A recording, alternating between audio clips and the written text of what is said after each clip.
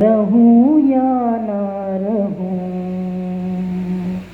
भारत ये रहना चाहिए। देश क्या होता है? परिचर्चा। देश क्या होता है आप में से बताइए, जल्दी जल्दी करेंगे। कुछ लोग स्पेशल दिनों में ही भाषण देते हैं, प्रेरणा मैडम ने आज दिया, साल में एक दो बार मौका मिलता होगा उनको। कुछ लोग रोज भाषण देते हैं, तो भाषण नहीं, आज परिचर्चा कर लेते हैं जल्दी जल्दी से। देश क्या होता है?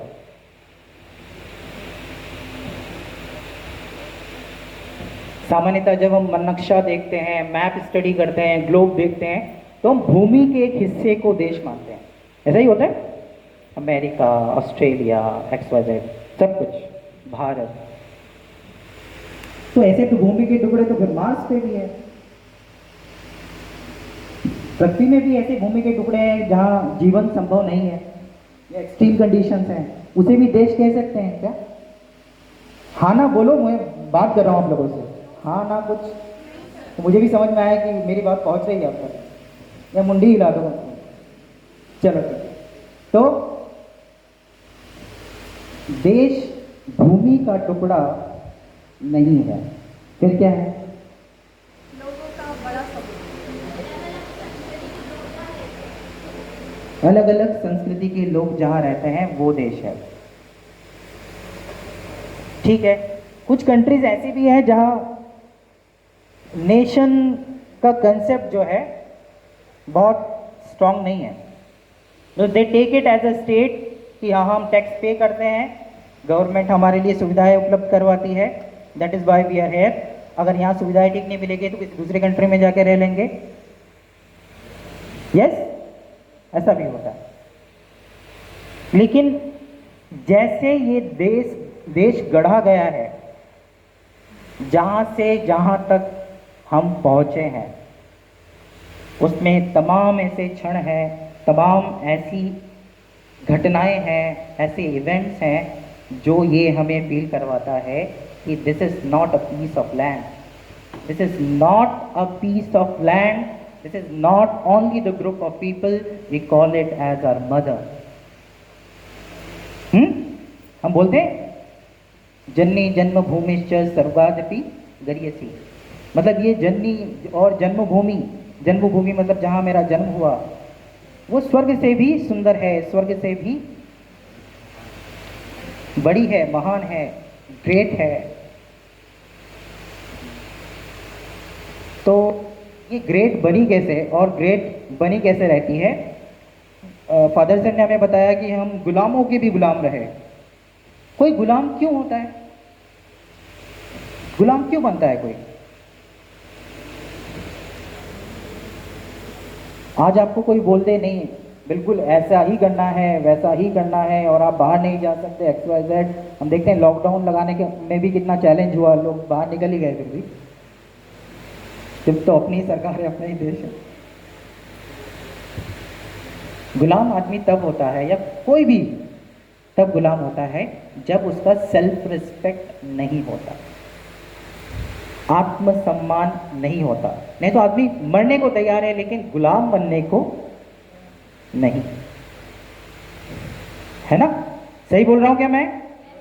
अगर आप में सेल्फ रिस्पेक्ट है, अगर आप में आत्मसम्मान है, तो आप कभी गुलाम नहीं बन सकते। लेकिन हम गुलाम रहे। और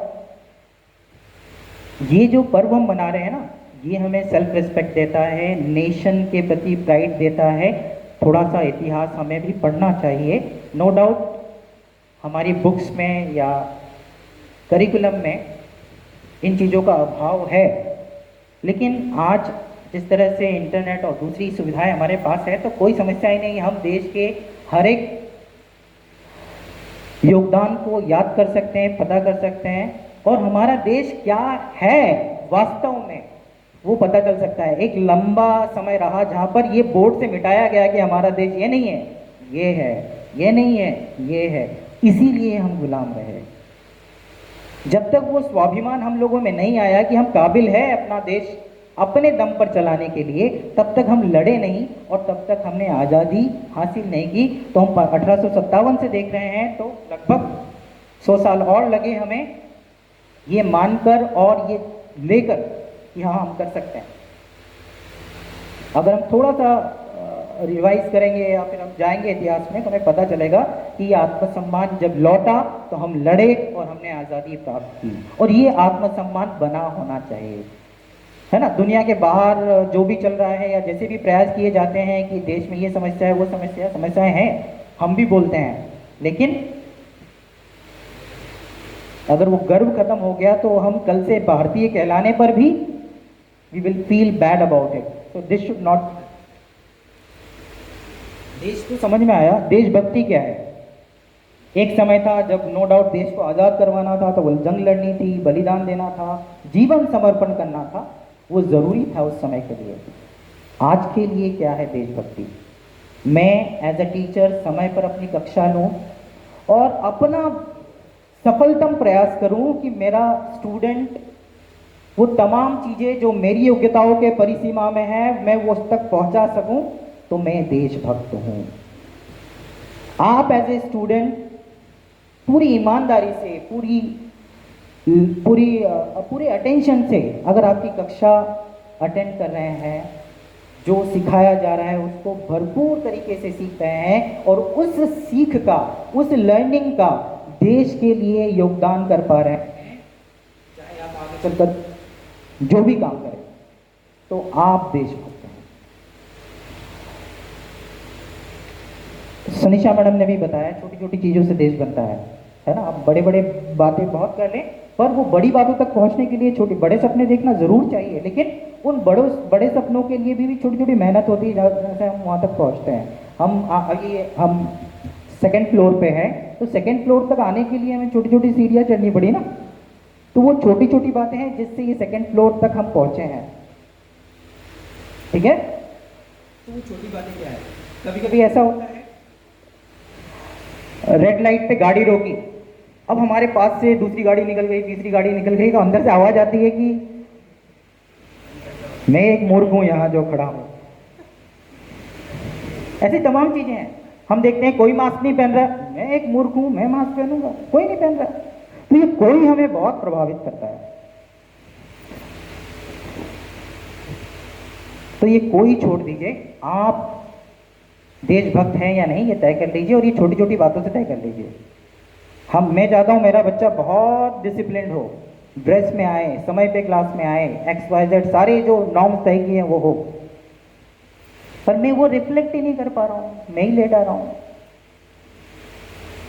तो मेरा जो भी ज्ञान बच्चों तक जाएगा वो कान तक ही जाएगा, व्यवहार में नहीं आएगा। व्यवहार में तब आएगा जब वैसा व्यवहार में प्रदर्शित कर पाऊंगा। बोलने की जरूरत नहीं होगी, मैं समय पर आऊंगा तो बच्चा अपने आप समय पर आएगा। मैं ड्रेस को डिसाइडेड उसमें आऊंगा तो बच्चा अपने आप आएगा।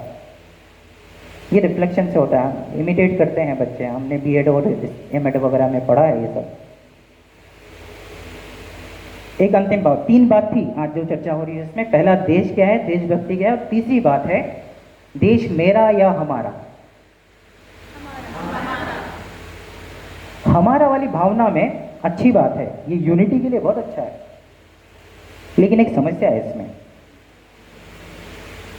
जो चीज हमारा और सार्वजनिक हो जाता है ना, उसकी हालत खराब हो जाती है। उदाहरण दे रहा हूं, मतलब थोड़ा निम्न स्तर का उदाहरण है।